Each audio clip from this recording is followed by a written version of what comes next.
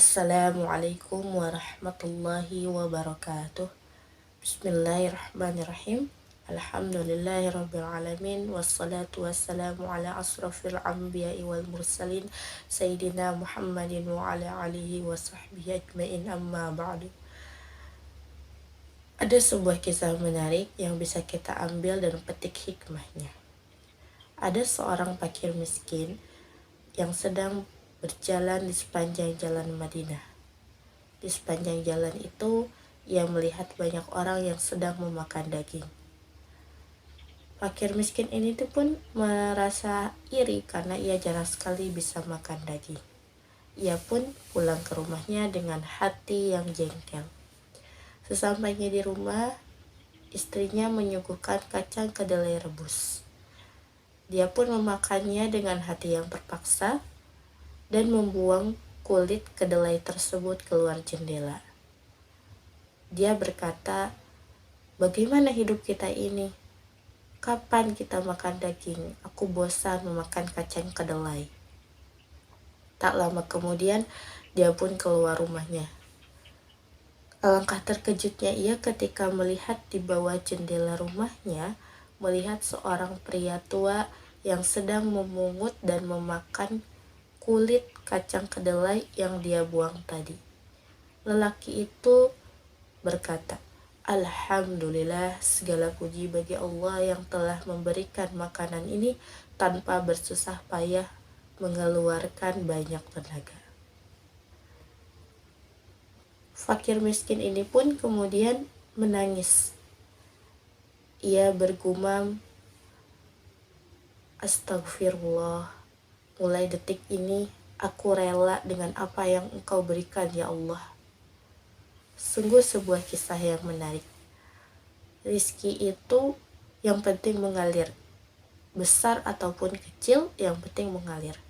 Jangan berharap mengalir bagaikan derasnya banjir. Kalau tak bisa berenang, pasti akan tenggelam. Kita selalu ingin apa yang kita lakukan itu dalam kesenangan. Hidup kita dalam kesenangan. Tapi kita suka lupa bahwa apa yang kita lakukan itu pasti akan Allah tanya di akhirat nanti. Ali bin Abi Thalib radhiyallahu anhu berkata, "Barang siapa yang hanya memikirkan apa yang masuk ke dalam perutnya, sungguh nilainya tidak lebih dari apa yang keluar dari perutnya." Banyak orang yang berpikir bahwa rezeki itu berupa harta, anak yang banyak, kemudian lancarnya pekerjaan, aset yang banyak. Padahal ada banyak rezeki yang tidak kita sadari. Salah satunya, langkah yang dimudahkan datang ke majelis ilmu itu adalah rezeki. Hati yang lapang, tanpa iri dan kebencian, itu pun adalah rezeki.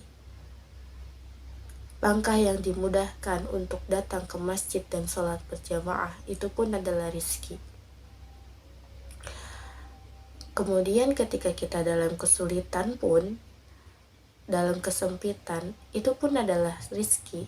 Karena boleh jadi ketika kita dalam keadaan sebaliknya, malah membuat kekufuran dan kesombongan. Mungkin ada banyak jutaan list lainnya yang tidak kita sadari bahwa itu adalah rezeki. Justru kita harus khawatir ketika kita dalam keadaan senang, bahagia, berkecukupan, tetapi banyak hak-hak Allah yang kita lalaikan. Banyak kewajiban-kewajiban Allah yang tidak kita tunaikan. Itu namanya istidraj. Mungkin hanya itu yang bisa dapat disampaikan. Wabillahi taufiq wa hidayah. Wassalamualaikum warahmatullahi wabarakatuh.